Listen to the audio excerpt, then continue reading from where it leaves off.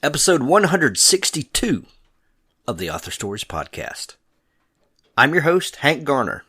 Hey there, Author Story listeners. This is Kevin Tomlinson from Draft to Digital, and I know that you have a book sitting there just waiting to get out to the world, and you're kind of wondering what the next steps are. So that's why you need to go visit drafttodigital.com/authorstories. That's draft2digital.com/authorstories. And that's where you're going to find all the help you need to go from having a book on your hard drive to having it on someone's Kindle or iPad or other reading device. So go visit drafttodigital.com/authorstories right now.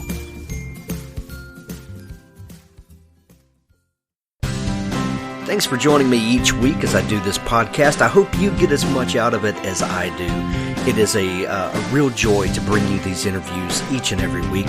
Find all of the archives of the show, and there's a ton, at hankgarner.com. And while you're there, if you would click over in the right-hand sidebar on one of the subscribe links, it would really help. It helps to boost us in the rankings at iTunes and Google Play and Stitcher Radio and YouTube and all of the great places where you can find the best author interviews on the internet. I'd really like to thank my wonderful sponsors for making it possible for me to bring you the show each week. If you appreciate the show, please go to the show notes, hankgarner.com, and find the episode that you're listening to, and click on the links to these sponsors. Show them some love, and let them know that you appreciate what they do to bring these great interviews to you. ThirdScribe.com is there to connect readers and writers. Writers, you need an author platform. You need to. You never know what's going to happen from one retailer to another, and you need to build up your presence on the web. ThirdScribe can help you do that. They can help you sell your books. They can help you connect with readers.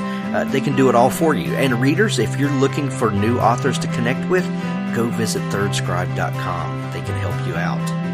Tales from the Canyons of the Damned is the best pulp revival series out there. And not only is it great pulpy goodness, but you know what? Daniel Arthur Smith really puts his heart and passion into the series. You can tell by the cover art that is absolutely collectible. Go check out not only these phenomenal stories, but the excellent packaging that Daniel puts into it. Tales from the Canyons of the Damned, there's a new Valentine's special coming up. Can't wait to see what he comes up with for that.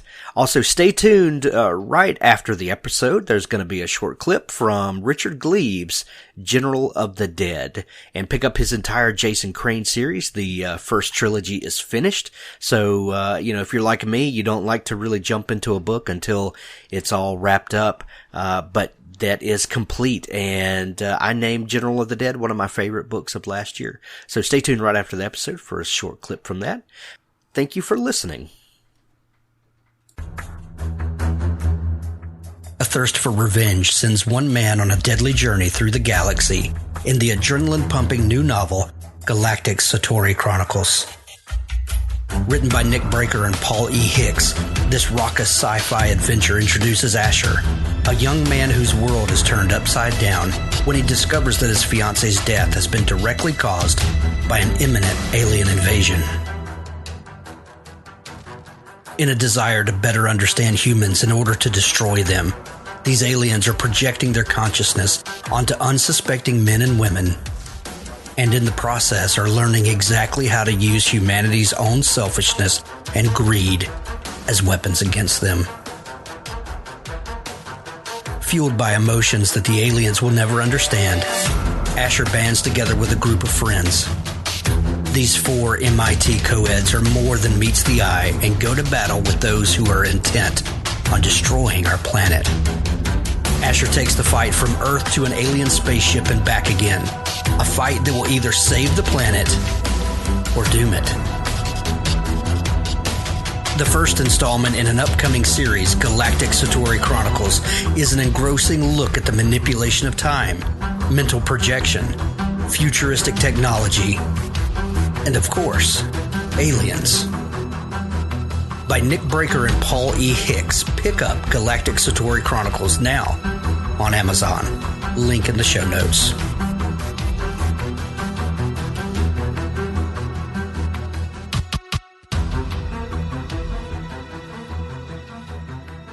Well, thanks for joining me again for the Author Stories podcast, where I bring you the story behind the stories and the storytellers. Today, I'm really excited to have Steve Konkoly on the show, and I know I just mispronounced your name again. Anyway, Steve is a thriller writer, and if you've listened to this show enough, you know that I'm a huge fan of thrillers and, mysteries and things like that. So, I'm excited to talk to you today, Steve. Thanks for coming on the show. Hey, thanks for having me. It's my pleasure. Yeah. Each show begins with the same question, and that question is, what is your first memory of wanting to be a writer or storyteller? Well, that's a great question. I have no memories of that. No, I think not since the incident anyway, right? Right. Yeah. Since they let me out, I haven't thought about it much. No, it was probably like 2008 when I got the idea for the first story that I wrote. I really had no idea what I was doing or where I'd go with it, but it was just kind of this burning desire to tell a story, and I just started researching the topic, and this was about a pandemic flu, so more of a psychological thriller. It falls into a lot of buckets or categories, but it was more the research and looking things over, and then finally after about 3-4 months, because I really had no idea what to do, I'm just like, I just need to start writing some words down.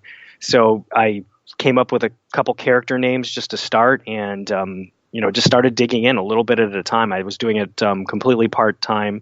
I had a full-time job, 2 kids, a very, very busy life at that time, but yeah, that's pretty much my first memory, and it was in my office. I do distinctly remember looking out at our neighborhood, and it's based in a neighborhood, and it was sort of the inspiration for this story, and I'm like, I'm going to do this. Now, that's really interesting that this idea of telling a story came to you when you were a fully formed adult. I think a lot of people have these imaginations when they're young and, kind of live in their fantasy worlds or whatever and think that, one day I'm going to tell these stories. When you were young, that thought never crossed your mind? You bring up, so I live in kind of like a daydream, which maybe sound kind of strange, but so stories have always been, they're always flowing, whether inspired by movies, inspired by heroic stories I see on TV. So there was almost like a constant creative narrative in my head. It just, I had never really thought to explore it. I was an English major at the Naval Academy, which probably sounds very weird. I have a Bachelor of Science in English, with kind of a rare degree. And, oh yeah, we're definitely going to talk about that in a minute, but go ahead. Go ahead. And I took a creative writing course and I enjoyed it, but I honestly took it more because it was it fulfilled an elective in my major, and it was easy, or I thought it was easy. I think I ended up getting like a low B in it, quite frankly, because it was I thought it was going to be too easy. But no, the inspiration to actually bring these stories onto paper and put them in a story format really never hit me until later in life, though. Driving around as a pharmaceutical rep, I had a lot of time on my hands, and I never listened to audiobooks. And a lot of it was just me kind of ruminating in my head. So the stories were there and the thoughts were there, but it just took a long time for them to get out. So how does a person decide to major in English at the Naval Academy? As a civilian and obviously ignorant about the workings of the Naval Academy, how do those two things fit together? So I'll be as honest as I can without making myself sound bad. I got some very, very sage advice while I was at the Naval Academy. So the whole point of it is a 4-year degree. They really stress science, technology, as they should. Right. So, no matter what you degree in, you're going to take 4 years of calculus, differential equations, mechanical all kinds of engineering. And someone had told me, like, when you graduate, the whole purpose of being here is to become a naval officer and do something you want to do in the fleet. And, the bottom line is they choose that, or at least they did. There's a lot of factors, but it's by class rank. So depending on how well you do in school and your classes and a few other things, he's like, you really want to pick a major where you're going to do, you have the best chance of doing well in. So, going for that mechanical engineering degree, which, sounds great and, is pushed heavily there. For someone like myself who's okay in math, I can do well in it. I just don't enjoy it. The English major, I was a big reader. I've read, just nonstop. It just made sense to me. And plus, I thought, and I'll get to do what I want to do when I graduate. Wow. When you were in high school and thinking about career choices and things like that, well, obviously you decided to join the military. Was there some sort of kind of master plan that you had? This is what I'm going to be when I grow up, and the Naval Academy became a part of that decision? I wouldn't say it was a master plan, but I definitely had an inclination, very strong one, toward the military. I mean, I used to slink around the neighborhood in camouflage as a little kid, crawling through bushes, and I'd spend an entire day out, with the plastic gun, just pretending like I'm patrolling, and basically going where I'm not supposed to be going, and really kind of pushing my limits in a kind of suburban neighborhood covert operations kind of way.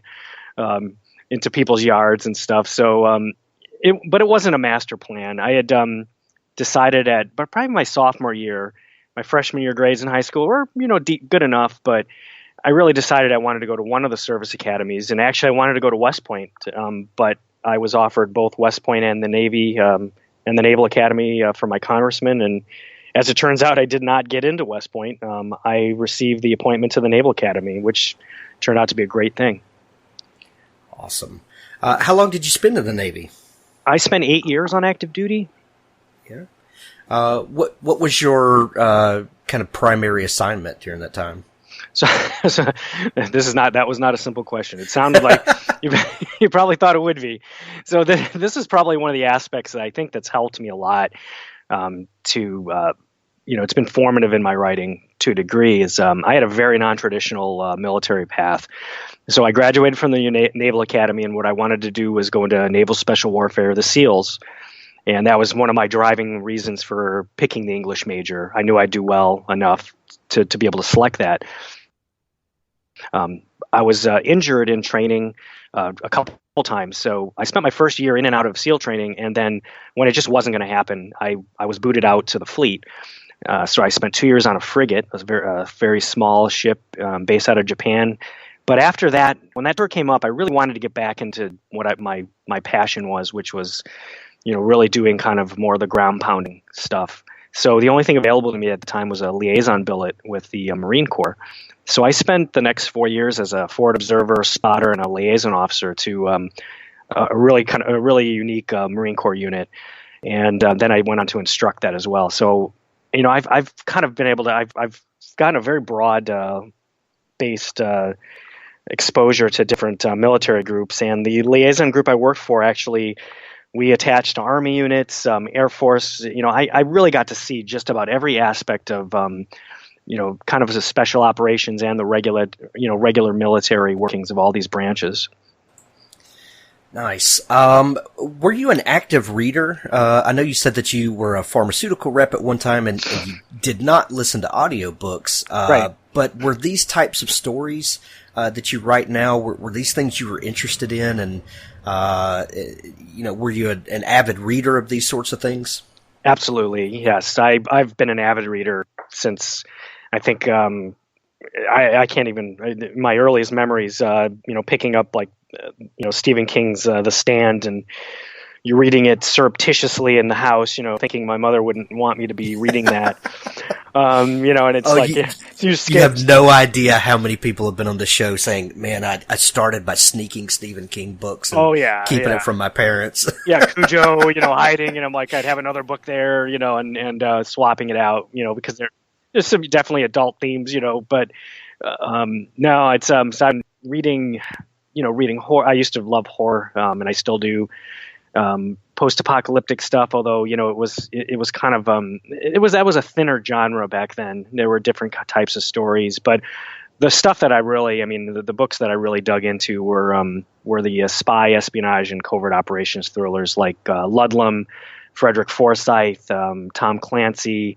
I mean, those books kept me busy. Dave Morrell. Yeah. I mean, these were my kind of bread and butter when it came to books. And whenever I'd read 6 Ludlum novels in a row. You can only read so many, right? Before you have to switch out, and then I change up genres and backlog my Stephen King books. There was never a shortage of things to read, and I was always reading.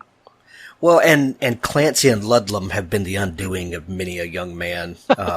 You start looking behind bushes everywhere you go, and they definitely color the way you see the world when you get too deeply immersed. But what do you think it is about those kinds of stories that intrigue us so much? I am like you; I'm a huge fan of that stuff.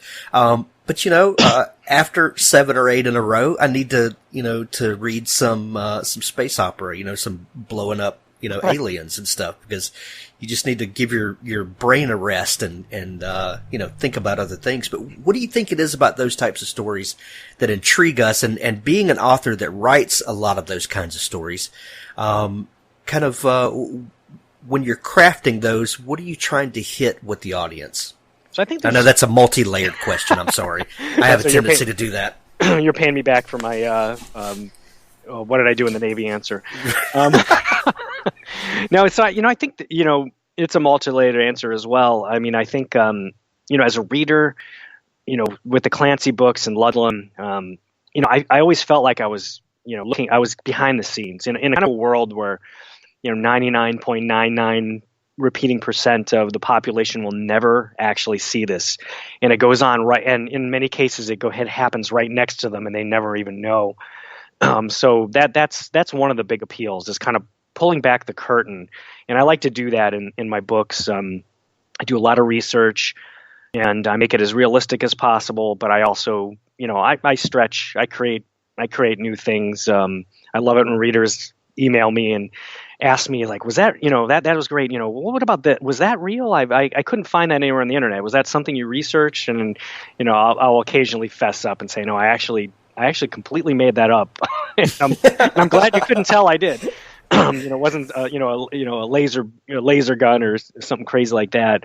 The other appeal, I mean, for me, I think as a male, and I incorporate strong female characters into the novels too, is I think it kind of appeals to this alter ego, maybe like just this kind of, you're maybe thinking of yourself in the story. I know as a writer, I definitely am operating on an alter ego kind of level, which may completely scare people and make them look at me different. But I look at these operatives, some of the main characters, and they're not, my life doesn't inspire, what they do, but it's, I'm kind of in there, mentally I'm like, this is what I would think I would do or want to do. And I think readers, have that same interaction where they kind of click or, latch onto a character and it becomes them. Yeah. Well, and as writers, we have to kind of immerse ourselves into someone else's head. You can't effectively tell those stories without getting waist deep in there. I think you can tell the difference when a writer is just making something up off the cuff and putting words down, and when they feel like they're empathizing with the characters. Correct. Right. I agree with you. And it's and it can be consuming, and all consuming in some cases. I just spent about 14 days. I had just to come almost some writing marathon. Essentially, I had mismanaged. I was an hour off on this interview. Well, I was about in my head about 2 to 3 weeks off from my latest manuscript deadline. So, this is the problem with working from home and not having to get out of your pajamas, I guess. I'm not headed for corporate America anytime soon. So I had to really kind of scramble. I mean, the story was was told. I mean, I had it plotted. I knew exactly where it was going. I was just been stalling.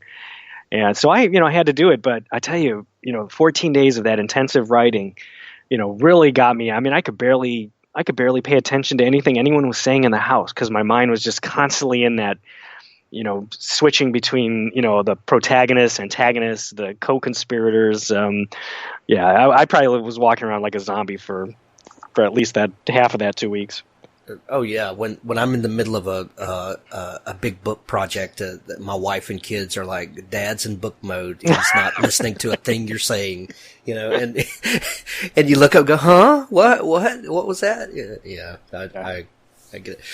So that first book that story that you had the idea from when you're kind of looking out at your neighborhood, what is that a book that you finished, or was that just kind of the catalyst that got you thinking about other things? No, it was definitely I finished it, and so like in 2010 I finished that, and it was right on the cusp of, the Kindle self-publishing platform KDP was gaining momentum.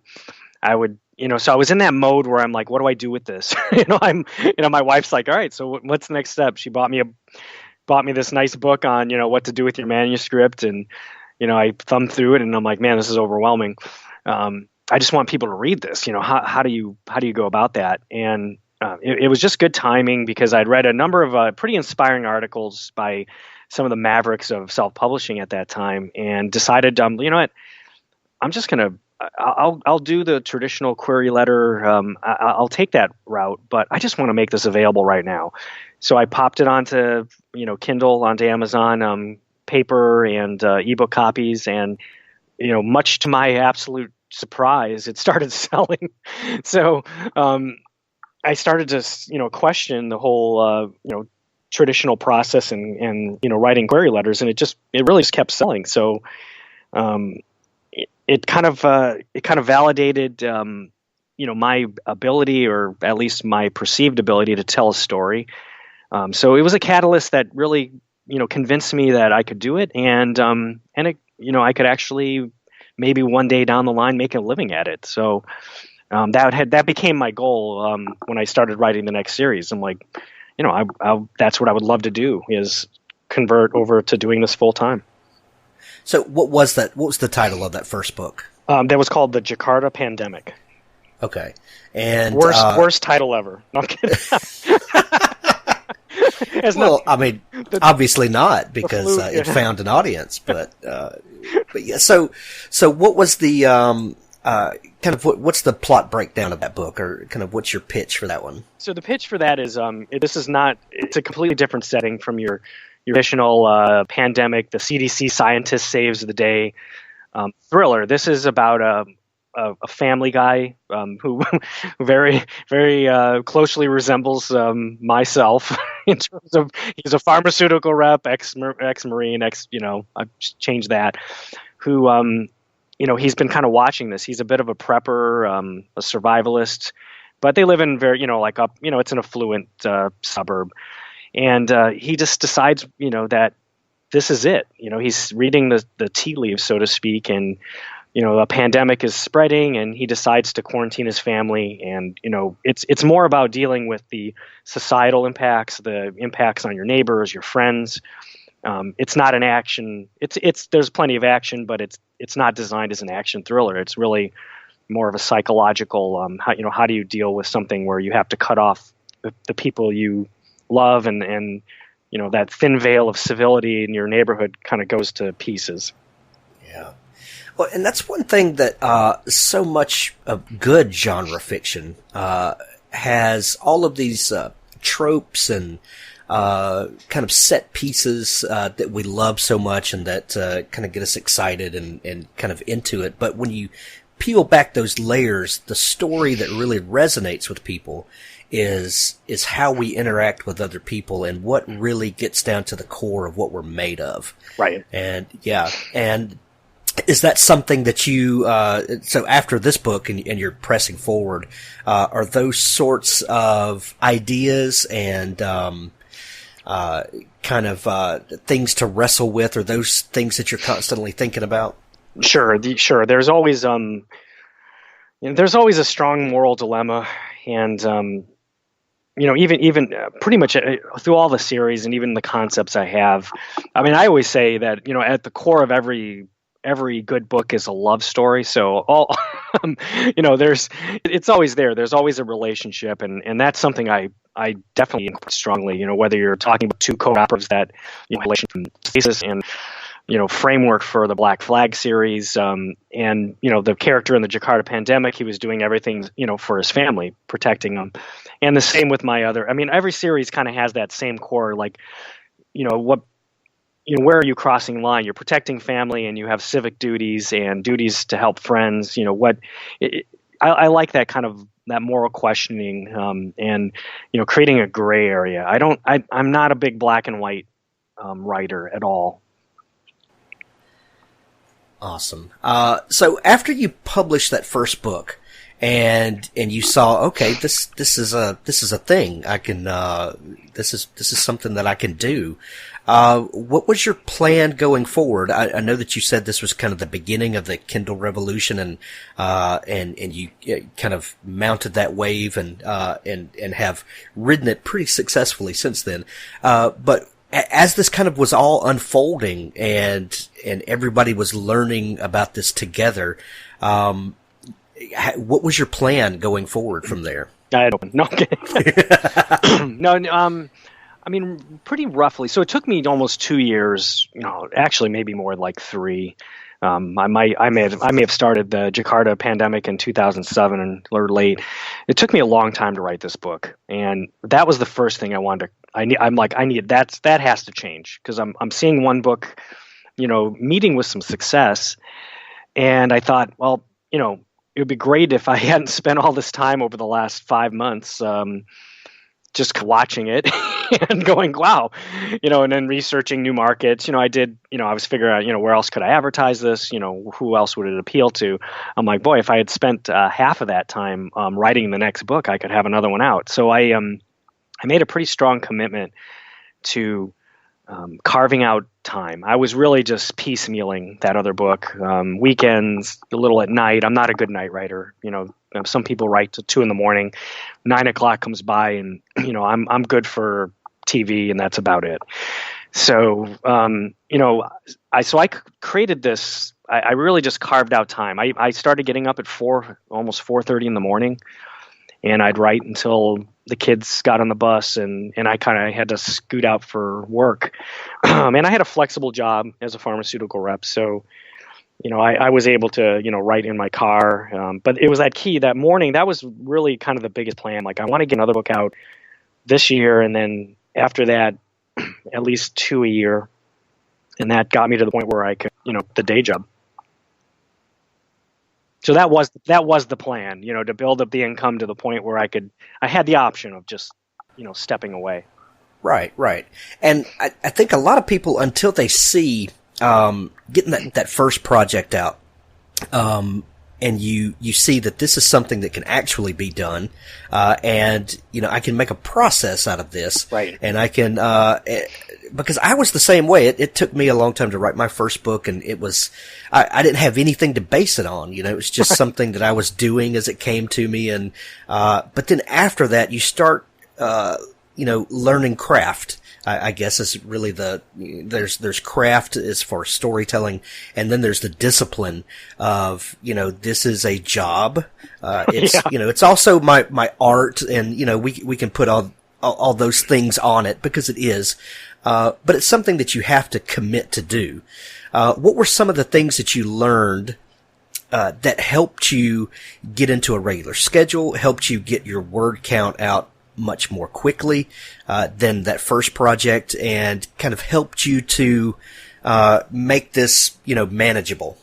I think if I could simplify it, it would be, I would just say front loading. So that 4:30 in the morning habit stayed with me even when I went to full time, and I truly didn't have to do it. I just find that if I get up in the morning, putz around an email, make my coffee, whatever, But actually, if I'm sitting down, I start writing, a good hour before the kids, get going. They get up. They're getting up a lot earlier now, so that it's hard to get that hour in. But as long as I start, and as soon as they're gone, it's just like you have to get back to it. That's the big key for me. I mean, in this 14 days, I was getting more done before 10 a.m. This sounds like an Army commercial, or we get more done before 7 a.m. But it's literally true in this case. I think there was one point where at 8 a.m. I'm like, I wrote more today than I wrote, in any given day over the last 2 months. And I go, that's ridiculous. I'm like, this front loading is absolutely just key, and then granted, I was kind of I was writing all day, so you can guess where I'm going, but I just find myself far less productive as the day drags on. So front loading, that would be my biggest advice. And that may be, even if you're a kind of person that sits down at 8 at night and writes to 2 in the morning, I think front loading, trying to get 8 to 10, 8 to 11 being your key sweet spot. And then after that, letting it go, because it's too easy for me to get distracted. I mean, it doesn't take anything. Birds flying by outside, a cat fight in the neighborhood, or, whatever it is. I'm off Facebook. I mean, I just, killing the internet is crucial. Oh God. I use an app called Freedom, give them a plug, and I just shut it down and that's it. Or I have my wife sitting there. She can tell when I'm not writing. She looks across. She's like, what are you doing right now? And I'm like, okay, I'm brother? plotting. Okay, big brother. Yeah, plotting. Yeah. I'm researching. She's like, so that was a long research break. What are you researching? The beginning of mankind. Yep. Oh man, yeah. Your books have very intricate plots and kind of nonstop action. What is your process for? Are you a plotter? Are you a pantser? Are you some middle ground writer? How do you tie together all these things and keep the book so tight and moving forward with such a rapid pace? Do you ever see The Rain Man? That's about it. Some days I think I am the Rain Man. Yeah, I know. So, this writing the 5th book in the Black Flag series after a 3-year hiatus from those characters and those plots was a real eye-opening experience, because the series I wrote in between, while there are subplots and there are plenty of twists and that, they're nowhere even close to the intricacy of writing an espionage, covert operations, political thriller. Scared as I reread, I hadn't written in this series for 3 years, and then I went back and reread them while I was working on other stuff, and I started to get really worried because, my the post-apocalyptic books and series, while they have their twists and turns and some subplot, they're nowhere near as complicated. So it was almost an intimidating task. But what works for me is I plot. I definitely plot. I know where it's going, and I have the subplots figured out. But I do kind of pants. I think once I reach the halfway point, all bets are off. A lot of different things could be occurring, and at that point, it just kind of becomes. It does become a Rain Man-ish process where I just seem to know. I wish I could tell you exactly how I do it, but I use a plot board and just things kind of like I look at it and I spend a lot of time staring at it, which disturbs my wife and kids. But I really look at it and I'm like, and I'll move yellow stickies around, and it just it's kind of a big picture. I'm like, yes, okay, and it's worked out. I think it's worked out great. It does take it takes time. These books are long, take a lot longer to write. So, I really like that idea. But you say you're a pantser for the second half, but what really allows you, if you can indulge my interpretation, is that you have really laid a solid foundation in that first half, and you understand your characters and you understand where the story's going. And that gives you the freedom to let them operate within that framework and just kind of see where it goes from there. Do I have a grasp of that? That's exactly it. And I really have a very good idea where they're going to go. And that'll change more on a subplot or a smaller level. I mean, the end is, I have it in mind. It's just really that final like third is really how do they get there. And I would say most of the intricate plotting and nuanced twists and that kind of stuff, they're done in the first, third to half. My books pick up steam in the second half and are kind of nonstop. So in a way it is, it's a little bit easier for me. Gotcha. I like that idea too. The book I'm working on right now, is a sequel to a book, and I took a huge piece of paper that was a end roll that we got from our local newspaper that, so I stretched out this big sheet of paper, across our kitchen table, and I kind of drew out with little symbols and little descriptions under those kind of all the major points of the last book, so that I could look at it and I could see from left to right the progression of the book. And then I did the same thing on another one with where I think the second book is going. And I have those, two big banners, thumbtacked above my writing desk. It's perfect. And, it was amazing. It was, I use Scrivener to write in, and, I like the note cards and things like that you can drag around. But there's nothing like having something physically hanging on your wall that you can look up and like I'll kind of get lost in staring at those, and in my mind I'm connecting the dots and things like that, and it really does free you up to kind of let the story operate within those things that you've established. That's a great way. I love that you do it kind of the same way. That's awesome. Right. The visual, I have to have that paper, that story. I have a poster board, and I put I use yellow stickies, and I just like move them around. I looking at them, and I feel like I'm kind of rearranging pieces. It's just been critical to my process, and I couldn't imagine doing it all digitally. And I do a synopsis, like a 3 or 4 or 5 page, here's what I think what's going to happen, the whole book. And, then I'll refer to that event, but it's more just for me to kind of start out and, and I'll go back to it because there are times I'll be writing and I'm like, oh yeah, I completely forgot I was going to incorporate in this. I'm like, what was that? That would be great. Yeah, no wonder. I'm like, that was actually a really good subplot. And I'm like, all right, so I have 6 more chapters to go. Oh man, you said that after you published that first book, you started planning your next series from there. What were you always thinking about writing a series? Did that idea come to you, like, okay, if I'm going to do this seriously, I need to create something that people will want to come back to? What was your thought, about creating a series after that? Now, describing it as a thought process is being very generous, because but we have the benefit of hindsight, so we can make it sound a lot better than it actually was. I know. I mean, if I go back in time, I'd probably ruin everything. Is what I would do, because this is probably the one true path for me. But so I'd love to say there was a master plan. I set out the second book I wrote was called Black Flagged, and what I wanted to do was I wanted to write in the genre that I absolutely have loved forever, and but I wanted to create something different, like we all do.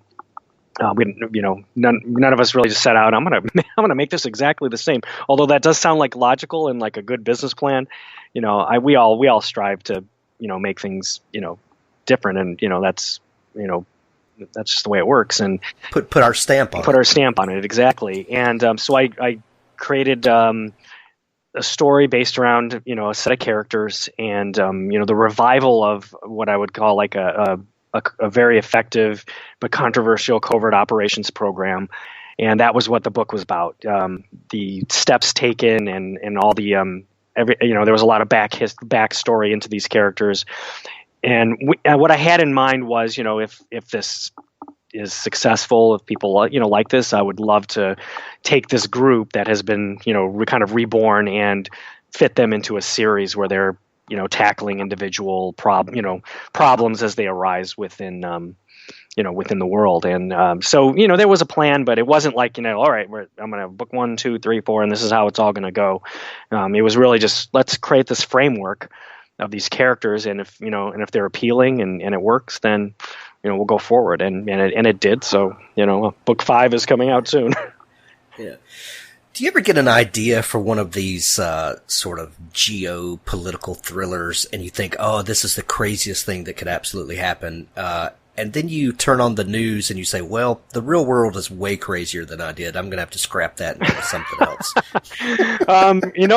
It's funny you say that, because the book I'm working on now, I had, the basic framework for this book had been plotted or conceived in 2013, really at the end, when I stopped writing the series and switched over to post-apocalyptic genre for a few years.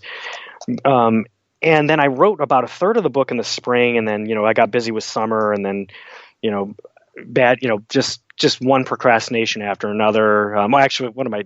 I'm saying I'm writing in another series, the Fractured State, Rogue State book. I lose track of what I'm doing. But as I'm reading the first third of what I wrote, it's like I'm going to have to put a disclaimer in the book that this is not. I'm going to have to say this was written well before anything that the election, anything you're seeing now and that has occurred in the fall, unless I had a crystal ball and predict, and there's just no connection between that. It's purely coincidental, and it doesn't, I really have to say it doesn't reflect my views, because, it's very amazing that I was just kind of thinking along the lines of a not a government takeover, but a surprise political victory. In this case, it's a third party, so maybe not that far off base, and there's a big turnover in Washington D.C., and that impacts this Black Flag organization and a lot of the established things that have been going on for a while. It's a big shakeup. So I'm like, wow, I'm going to have to put this disclaimer in here, because I've received email before, talking about how this group seems too similar to that group. I'm like, I wrote this before that group, even emerged on the political scene. So it's, yeah. Is that something that you think about, when you're writing these types of books, then people are going to try to draw inferences wherever they can. Sure. And it doesn't, like you said, it doesn't always mean anything. This is just a figment of my imagination that just happened to sort of line up with things that kind of happened. Right.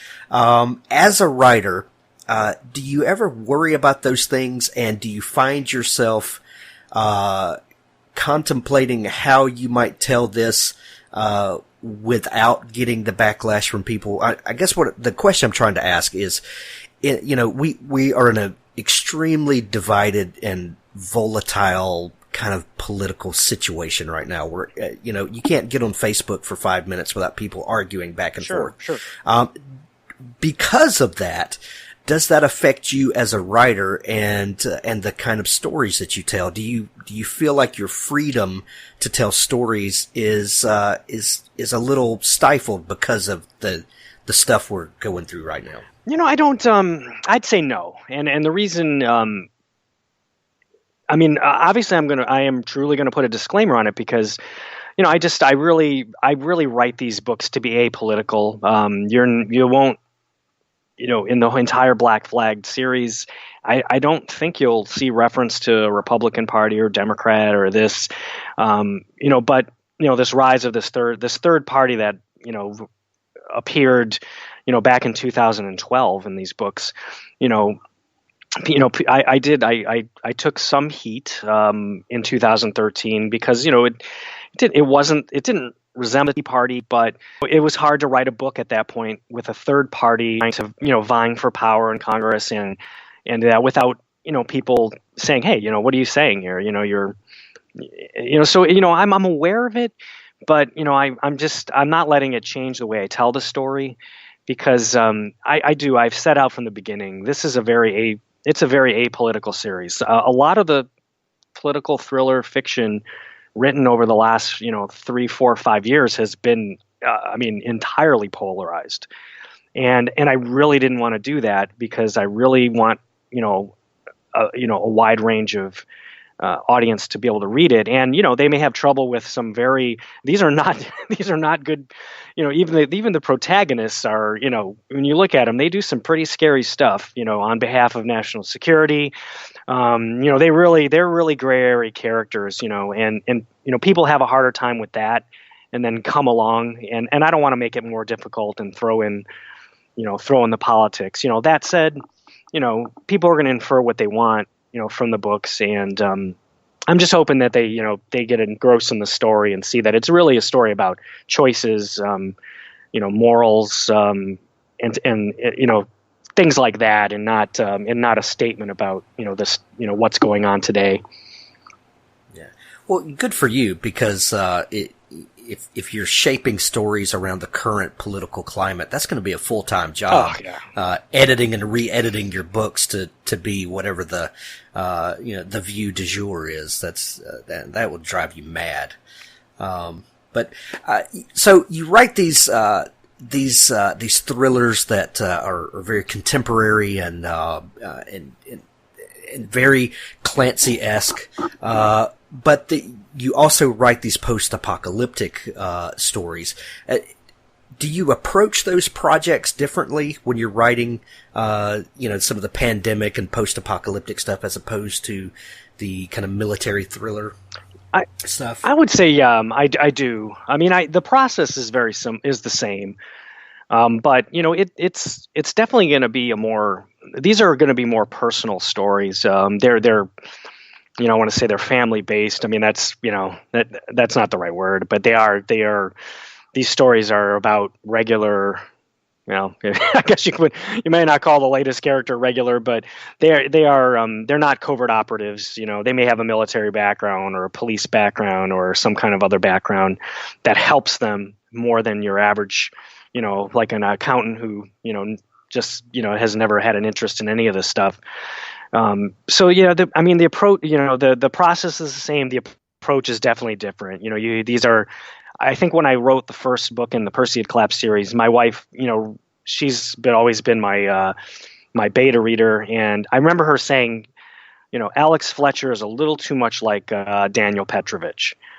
And I read and reread, and I'm like, yes, you're right. He's a little too quick on the trigger, a little too, it was hard shifting out of that kind of pragmatic trained killer, operative to a guy who had been through a lot and was willing to do anything to protect his family. But he just, he didn't spend 2 years undercover, doing what needed to be done in Serbia during the Yugoslav war, a very different kind of a frame and mindset. So, from that, I had to really kind of tone things down and it's more of a mindset set shift than a process shift. Gotcha.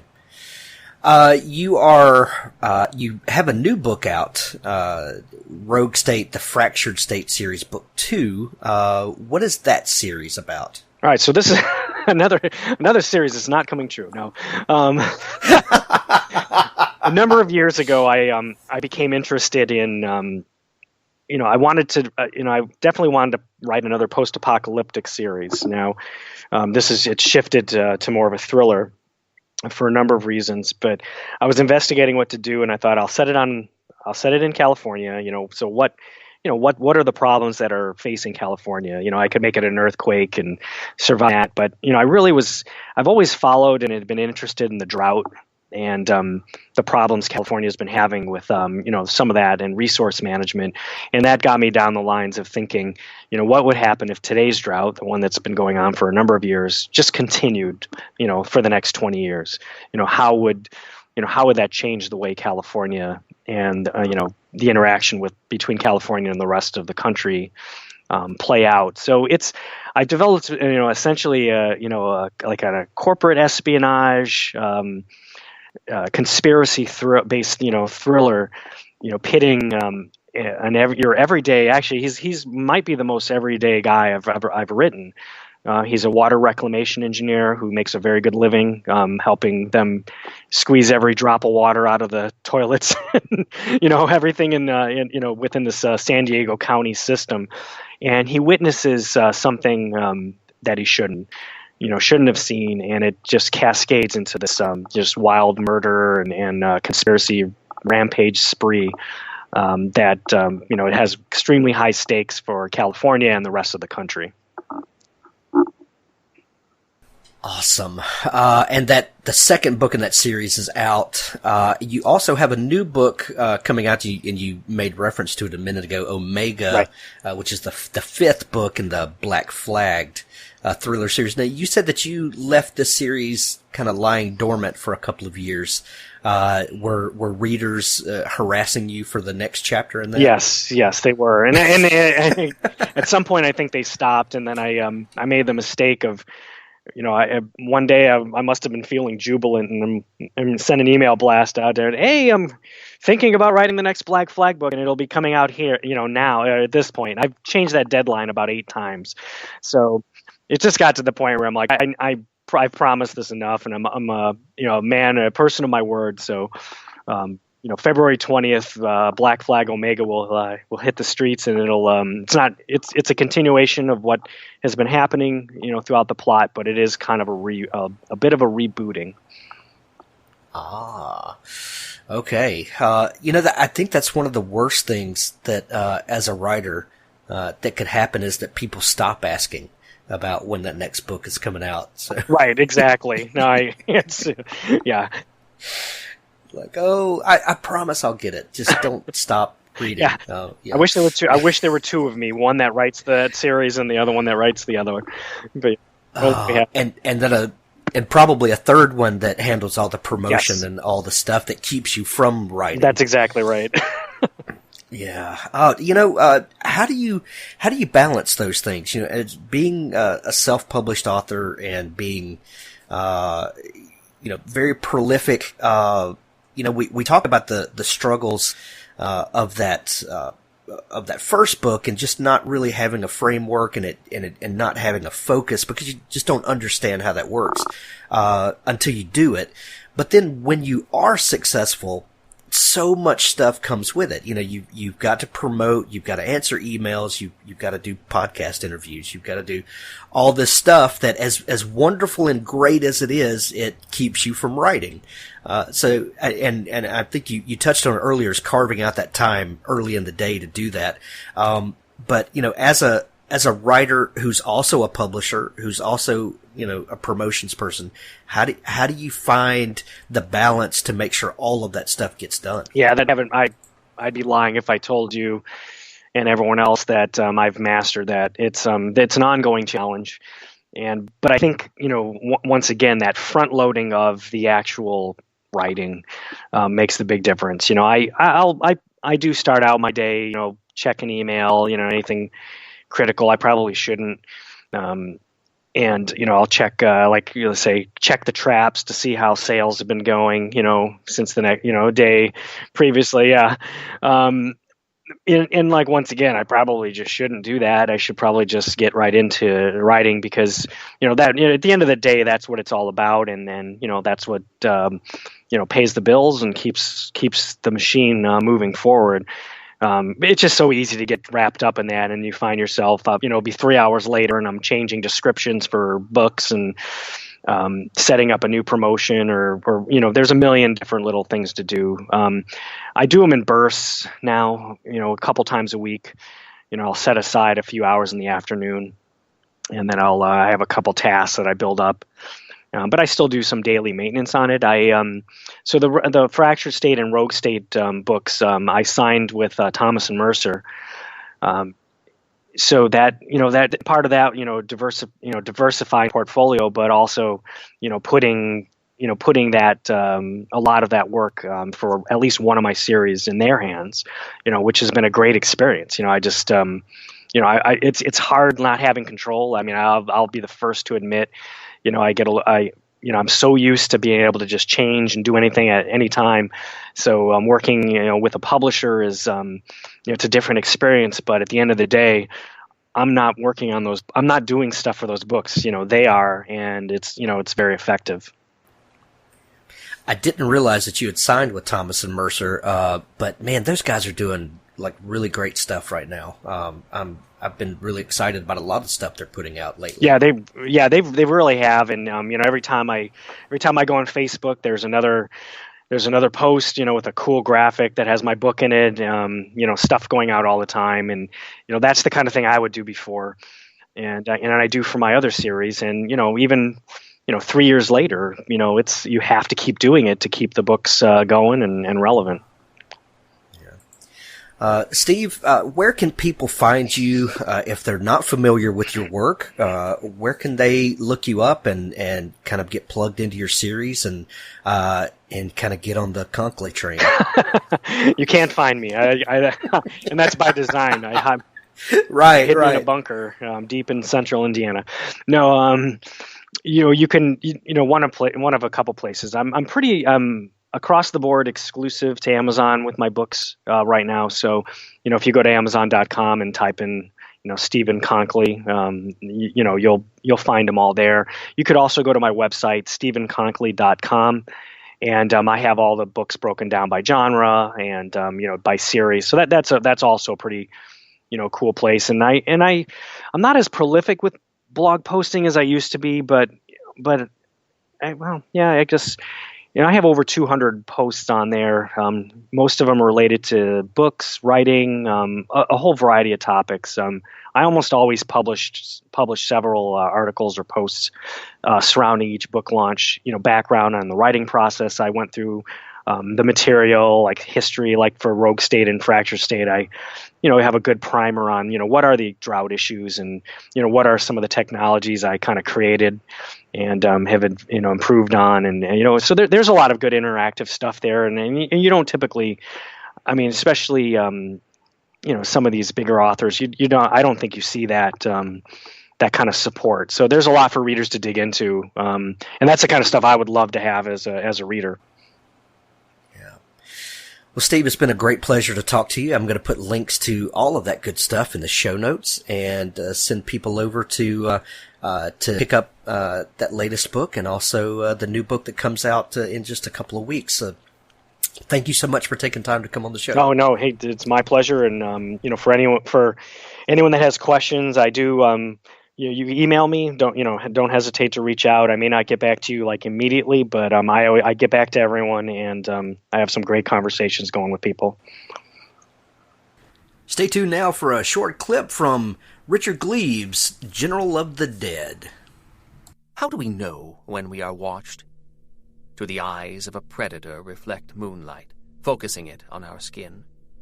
Do we feel 2 little spots of white on our neck and bristle with fear? I knew I was watched, and I could feel its quality. A man's gaze, like yearning eyes in a smoky tavern. I felt drawn to it. I skirted the pond, and beneath a vine-choked bower, I found the horseman's severed head. The braid at the back had snagged on some twig, turning the dead eyes upward. A dragonfly rode his cheek. It fled as I reached for him. I took hold of his braid, like the vine of a pumpkin, and drew him from the water. We sat together on a mossy log, he and I. Oh, I felt such joy to look upon his face again. I wiped the mud from his lips and nostrils, preparing him to be buried. The Domine could not watch the graveyard always, I decided. I would wait for night to fall, steal a shovel, and do the work myself. A trio of colonial soldiers were raising a redoubt nearby. Thomas the gravedigger brought them his own long-handled shovels. He stood and watched the soldiers work with professional interest, as dirt was his trade. Autumn leaves snagged in his hair, but he was too busy tale-telling to notice. The morning's dark business had quite bewitched his imagination. But the big one was a Hessian. One of them horsemen. Head lopped off by a cannonball. He'll be a-haunting this place now, he will. With a hip-hip and a clippity-clop. I'll be seeing headless spooks in my burying ground. Just you wait. And if he can't find his own head, he'll be wanting one of ours. Lord love us. He shivered, hands in pockets. The soldiers laughed at him, but the boy was serious. Our legend had begun to spin itself already, from the lips of our tow-headed gravedigger. fact and fiction going their separate ways, severed as they often are. I listened with fascination. I had always loved a ghost story, and I'd never witnessed the birth of one before. Ghost stories are a form of history. If we say, 3 men died building that church and they forever haunt it, we keep those souls alive in death. Ghost stories are the past bleeding into the present, demanding acknowledgement of those unseen presences all around us, in our street names and genealogies and on our crumbling headstones. The tragedy of Old Willow, the fall of the horseman, the fate of you or I. These tales are forgotten by academic historians, who chronicle only great men. But our small lives are remembered, so long as our ghost stories are told. That is why we must tell them and retell them, and keep them kindled in the hearts of our children.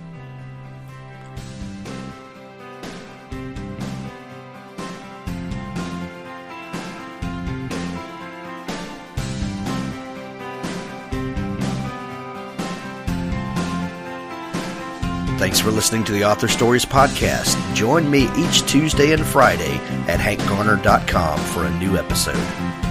Thanks for listening.